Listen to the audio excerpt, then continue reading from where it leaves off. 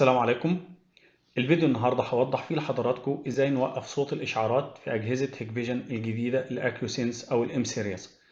طبعا لو خدتوا بالكم انا اول ما اتحركت حصل صوت في الجهاز، صوت انذار. طبعا عشان نعرف صوت الانذار ده سببه ايه، كل اللي بنعمله ان احنا هنروح على علامه النوتيفيكيشن واللي بتقول لنا ان الصوت ده سبب وجود موشن ديتكشن او حركه قدام الكاميرا.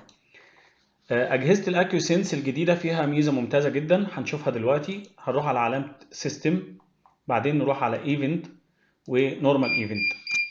الصوت اللي تم ده هو عبارة عن وجود حركة لشخص أو لإنسان قدام الكاميرا.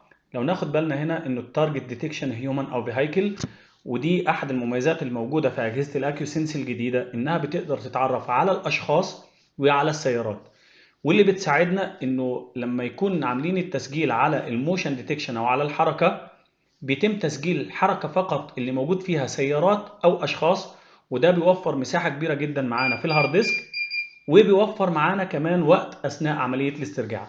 طيب علشان نوقف الصوت ده هنروح على لينكج اكشن زي ما قلنا من البدايه، سيستم، بعدين نورمال ايفنت، بعدين نورمال ايفنت، بعدين موشن ديتكشن، نروح على لينكد اكشن، بعدين نختار audible warning، نشيل علامة الصح اللي قدامها ونعمل apply.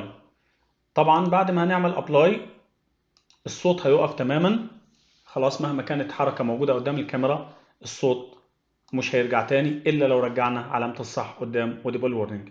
أتمنى الفيديو يكون عجب حضراتكم، وإن شاء الله معاكم في أي استفسارات تانية بإذن الله.